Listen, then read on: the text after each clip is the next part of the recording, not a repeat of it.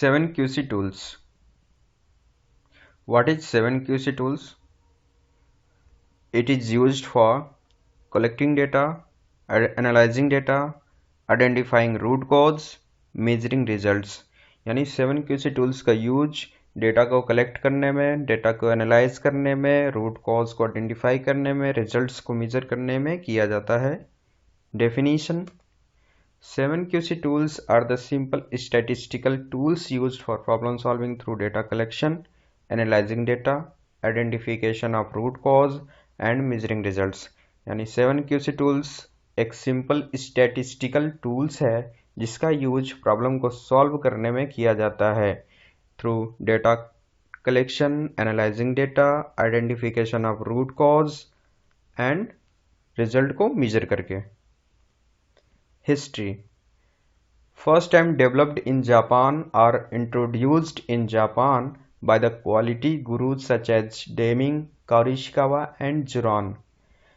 World war second के बाद Japan की इकोनॉमी काफ़ी ज़्यादा ख़राब हो चुकी थी, जिसके बाद इंडस्ट्री को डेवलप करने के लिए डेमिंग, काउरिशिकावा और जुरान ने मिलकर 7QC टूल्स को डेवलप किया और फर्स्ट टाइम जापान में ही यूज किया. Karu Ishikawa has stated that these 7 tools can be used to solve 90 to 95% of all problems. यानी कारू इशिकावा का मानना था कि इन 7QC टूल्स के यूज से किसी प्रॉब्लम का 90 to 95% तक उसे सॉल्व किया जा सकता है. The Deming chain. Deming chain को डॉक्टर W. एडवर्ड डेमिंग ने ही डेवलप किया था. इनके according improve quality, decrease cost, improve productivity, decrease price, increase market, stay in business, provide more jobs, return on investment. यानी किसी प्रोडक्ट या service की quality improve होती है तो कॉस्ट डिक्रीज होगा, मैन्युफैक्चरिंग कॉस्ट डिक्रीज होगा, मैन्युफैक्चरिंग कॉस्ट डिक्रीज होगा तो प्रोडक्टिविटी इम्प्रूव होगा, प्रोडक्टिविटी इम्प्रूव होगा तो डिक्रीज प्राइस यानी प्राइस हमारा डिक्रीज होगा, जो कस्टमर विलिंग प्राइस है. अगर कस्टमर विलिंग प्राइस कम होगा तो इंक्रीज मार्केट, मार्केट इंक्रीज होगा, मार्केट एक्सपैंड होगा तो बिजनेस में हम काफ़ी लंबे समय के लिए स्टे कर पाएंगे और हमारा बिजनेस बढ़ेगा तो हमारे पास प्रोवाइड मोर जॉब्स यानी हमारे जॉब ओपनिंग काफ़ी ज़्यादा होंगी. जॉब ओपनिंग ज़्यादा होंगी, प्रोडक्टिविटी इंक्रीज होगा, क्वालिटी इंप्रूव होगा तो सिंपल हमारा रिटर्न भी काफ़ी ज़्यादा मिलेगा इन्वेस्टमेंट पे. Deming cycle. The basic approach to control is to repeat the following sequence: plan, do, check, act.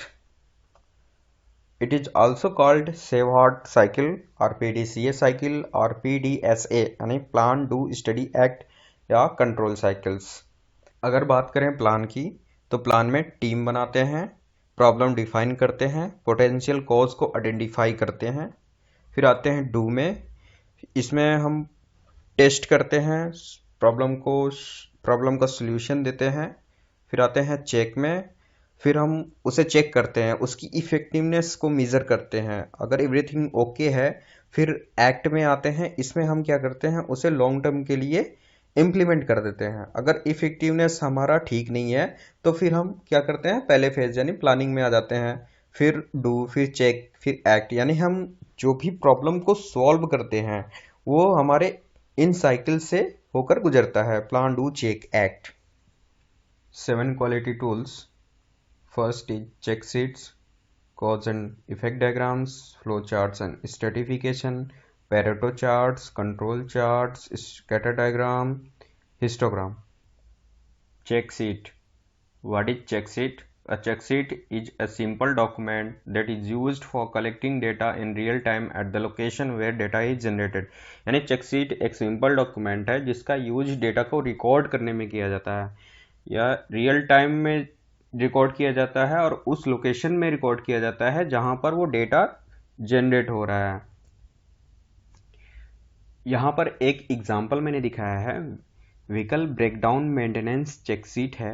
इस चेक शीट में डिफेक्ट टाइप्स हैं: brake pads worn out, fuel tank leakage, steering lock, engine oil seepage, AC not working, battery dead, lights not working. यानी maintenance के आदमी ने ये check किया कि व्हीकल्स में क्या क्या प्रॉब्लम्स हैं। एक और एग्जांपल मैंने यहाँ पर दिखाया है, ये paint job quality control check sheet है। यानी वहाँ के इंस्पेक्टर ने क्या क्या डिफेक्ट्स रिकॉर्ड किया है, chips, bubbles, pin holes, paint off, paint chip off, scratches and dent. यानी फर्स्ट डे उसने क्या क्या डेटा रिकॉर्ड किया, क्या क्या उसे प्रॉब्लम्स मिले, सेकेंड डे क्या उसे प्रॉब्लम्स मिले, and so on. Cause and effect diagram. What is cause and effect diagram? It is used to identify possible cause of a problem by brainstorming with the help of 4M, 5M, 6M and in sorting ideas of useful categories. It's having three names: cause and effect diagram, Ishikawa diagram and fishbone diagram. It's look like fishbone, so we called fishbone diagram. Cause and effect diagram को समझने के लिए एक example show किया है। Whole IDs under size क्यों आ रहा है, इसके कितने पॉसिबल कॉजेस हो सकते हैं, मशीन से रिलेटेड क्या पॉसिबल कॉज है, मेथड जो मेथड यूज कर रहे हैं उससे रिलेटेड क्या पॉसिबल कॉज है, मैन से रिलेटेड क्या पॉसिबल कॉज हैं, मटेरियल से रिलेटेड क्या पॉसिबल कॉज हैं, एनवायरनमेंट और मेजरमेंट से रिलेटेड क्या पॉसिबल कॉज हैं, उनको हम one by one brain storming करके राइट डाउन करेंगे। फिर उनका हम वाई वाई एनालिसिस करते हैं। वाई वाई एनालिसिस इसमें नहीं किया जाता है, फिशबोन डायग्राम में ओनली पॉसिबल कॉज को राइट डाउन किया जाता है। तो पहले हम मशीन में देखेंगे कि होल आईडी अंडर साइज आ रहा है तो मशीन में क्या प्रॉब्लम हो सकता है। May be tool wear out हो, मशीन कैलिब्रेशन, मतलब जितने भी पॉसिबल कॉज हो सकते हैं कि होल आईडी अंडर साइज आएगा इस वजह से, उन सारे प्रॉब्लम्स को राइट डाउन करने हैं। मेथड में punching sequence, machining process, man में अनस्किल्ड ऑपरेटर लगा दिया, न्यू ऑपरेटर लगा दिया, मटेरियल में आउट ऑफ स्पेक मटेरियल है, करेक्ट मटेरियल यूज नहीं किया है, मेजरमेंट में डायमेंशन करेक्ट नहीं है, एनवायरनमेंट में ज़्यादा हॉट है या ज़्यादा ही कोल्ड है। Flow chart. What is flowchart? A process flow diagram is a tool that is used to show sequence of steps. It is a visual diagram of the entire process from initial to final. Each step have a individual meanings. Most common examples are following: process, alternative process, decision, data, predefined process, internal storage, start and delay storage. इन सभी के लिए अलग अलग shape use किया जाता है।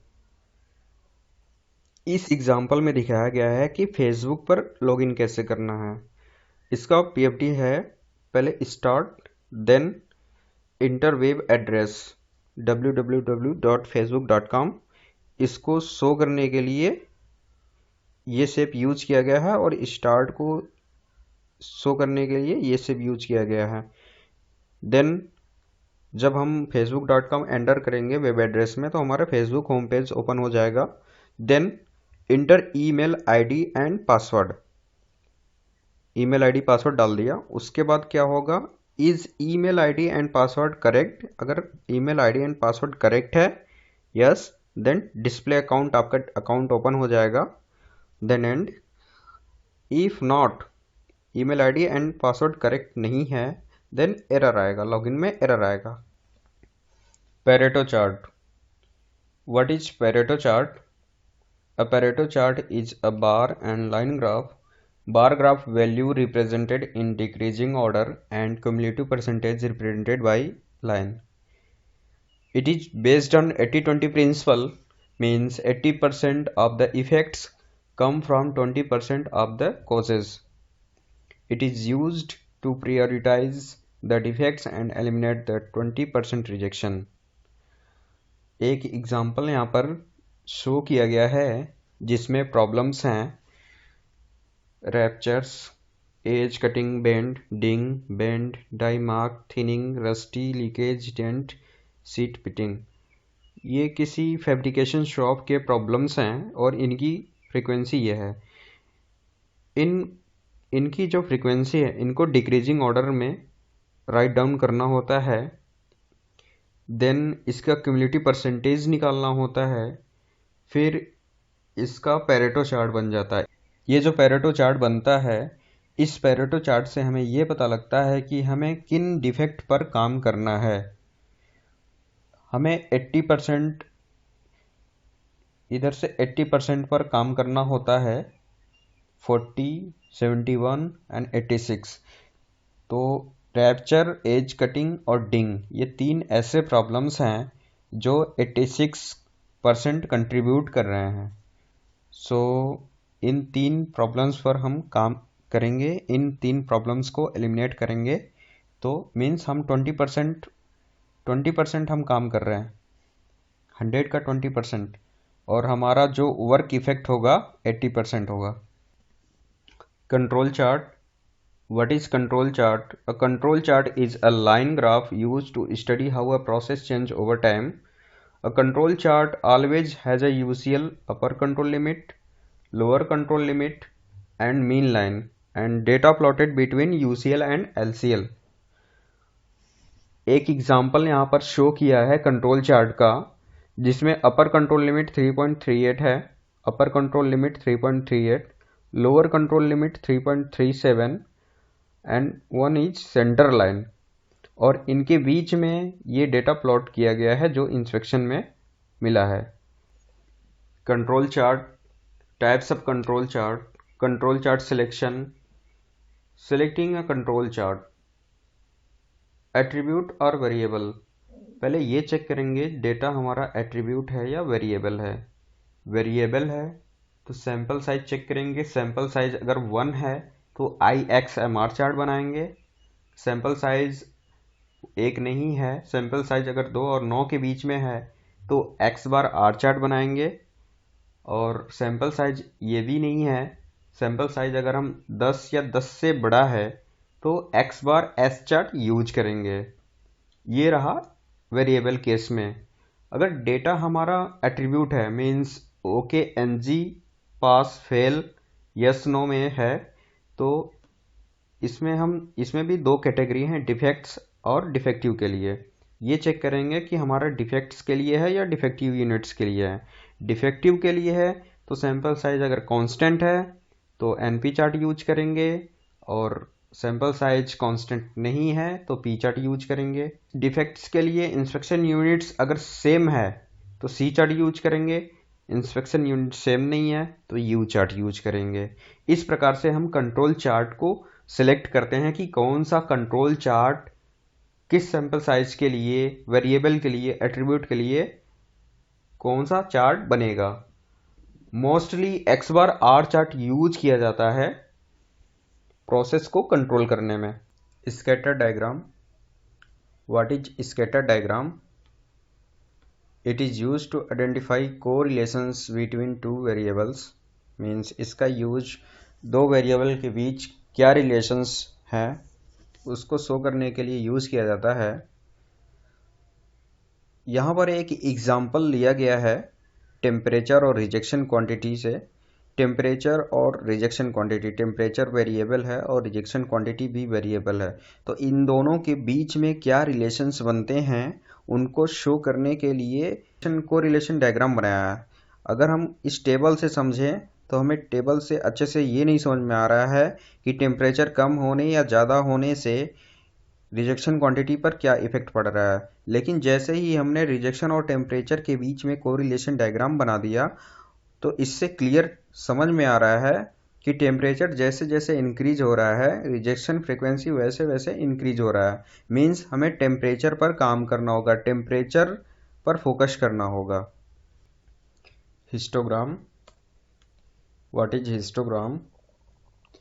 Histogram is a bar graph that shows data in intervals. It has adjacent bar over the intervals as known as bins, and they all have the same width. It is similar to a vertical bar graph. However, a histogram, unlike a vertical bar graph, shows no gaps between the bars। Histogram bar graph की तरह होता है जिसमें इस width beans को show करता है या क्लास इंटरवल को शो करता है, इसे रेंज भी बोलते हैं वैसे, और इसकी जो हाइट होती है वो फ्रीक्वेंसी को शो करता है। इसे इस एग्जांपल से समझेंगे। यहाँ पर एक क्लास इंटरवल्स दिया हुआ है प्राइस रेंज ऑफ मोबाइल्स, यानी किसी मोबाइल शॉप पर मोबाइल सोल्ड हुए हैं, नंबर ऑफ मोबाइल सोल्ड 10 से 15 के बीच में 150 मोबाइल सोल्ड हुए हैं, 15 से 20 हज़ार के रेंज में 200 मोबाइल सोल्ड हुए हैं, और 20 से 30 हज़ार के बीच में 300 मोबाइल सोल्ड हुए हैं। ऐसे 40 से 50 हज़ार के बीच में 50 मोबाइल सोल्ड हुए हैं। तो इनसे जब हिस्टोग्राम क्रिएट किया जाता है तो यहाँ पर साफ साफ क्लियर दिख रहा है कि कौन सा बार काफ़ी बड़ा है। तो इससे ये क्लियर हो जाता है कि 20 to 30 20 से 30 के बीच में सबसे ज़्यादा यूनिट्स सोल्ड हो रहे हैं।